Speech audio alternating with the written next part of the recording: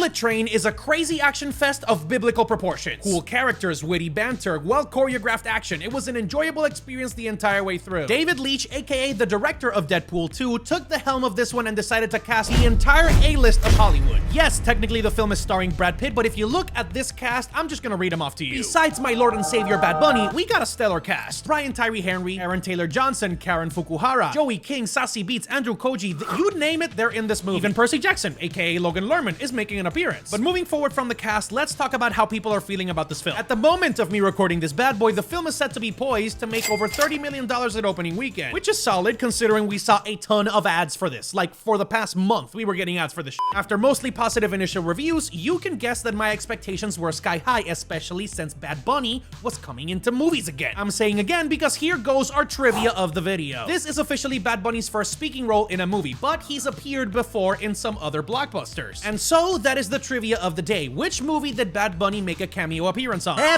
Familia, I am back. Do not search it up. Just make sure that you put on your guess right now. I'm gonna tell you the answer at the end of the video, or better said, we will. Yes, subconscious, you are correct, but this is my video. Shut the f. Make sure to drop your guesses in the comments down below, and if we get 30 people to guess the correct answer, we are going to be giving out a $20 gift card of your choice to a random winner. So make sure to enjoy the ride till the end, and that gift card might be yours. With the technical stuff out of the way, let's get into the nitty-gritty. Was Bullet Train the perfect movie? No. Was it good? Hell yes, and here's 3 main reasons why. Numero uno, of course, is the cast. Everybody's acting chops were on display the entire way through. Insofar as standout performances go, it has to be Tyree Henry and Aaron Taylor-Johnson. They make the best duo out of the entire assassin group. Speaking about assassins, it wouldn't be a review if we didn't cover at least the premise. We have Brad Pitt playing an assassin called Ladybug, which is basically tasked to run a snatch and grab operation inside a bullet train in Japan. From that, we start learning that there are multiple assassin groups trying to get on this train for nefarious reasons, and basically it becomes a battle royale to see who comes out alive. There's flashbacks, interwoven storylines, everybody in this train is connected. Is it convoluted? Yes, but is it worth your time? Absolutely. With that said, with regards to the cast, the main thing that stands out is the fact that none of the characters feel like the other. You have the quirky ones, you have the serious ones, you have the dynamic duo, you have the Lone Ranger. Everything falls into place perfectly. They even got inside jokes that work well till the end of the movie, especially the one with the train. You're gonna figure that out one for yourself. The main thing that the cast let me know is the fact that all of these people had chemistry going in. Every single time that you had an interaction between a new character, there was comedic banter and a tone of seriousness at some point within their scenario. Alas, when it comes to the cast, the only major issue that I find is that not every single character got an adequate amount of screen time, which in the case of this film is particularly jarring because we have over like 2 hours of runtime. I'm checking it right now because it was absolutely egregious. Let me check out the runtime of this bad boy. Yeah, this thing had 2 hours and 6 minutes, but it felt like 4. We'll cover that on a later part of the video, but essentially you should know that the cast is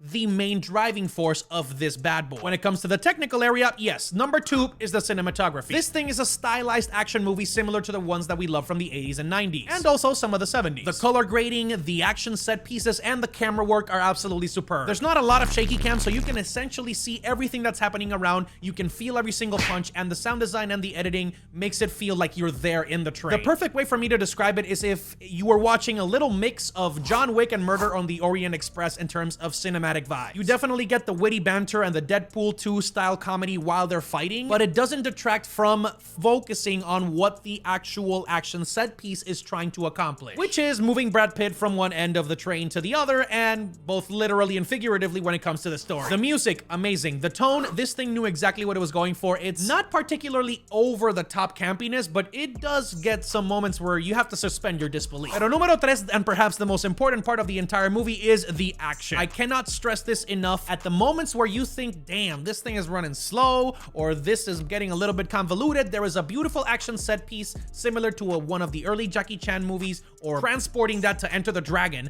that you could literally fix the storyline issues with the amazing action that you see on the screen. Seeing how each individual character operates in terms of their fighting style and what they're trying to accomplish story-wise makes a lot of sense, and it adds a layer of flavor that we haven't seen from action movies in the previous years. With that being said, there are 3 major things that I would have fixed as well. Numero uno, as you can guess by now, the pacing. This thing is a 2-hour movie that felt like 4 or 5, and then the action doesn't particularly fix all of it. At some points, the action goes over the top, especially in the last 30 minutes. Again, You have to suspend your disbelief. Some crazy shit happens. People start flying all over. I'm not gonna spoil the whole movie, but you should know there are some slight pacing issues. It doesn't detract from the overall effectiveness of this story, but it definitely leads to number 2, which is over padding that runtime. The essential moments that we need to see are the flashbacks and the little nuances in dialogue where we see how the characters are interwoven together. But there were moments where I was thinking, damn, this thing is definitely running on its fumes. Not necessarily that I wanted the movie to end, but I wanted it to, you know, pick up the pace and try to make those connections a little bit faster than anticipated. Obviously, you have a ton of assassins in a confined space. There are some people that are going to be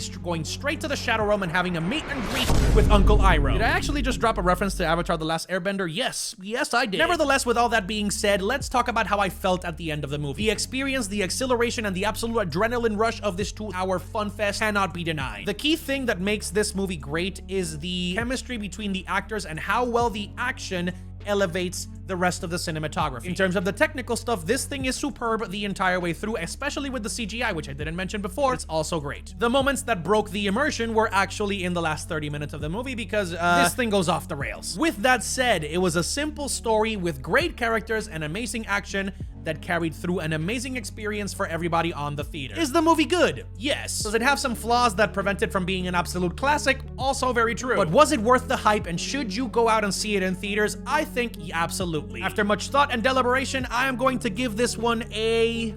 wait for it.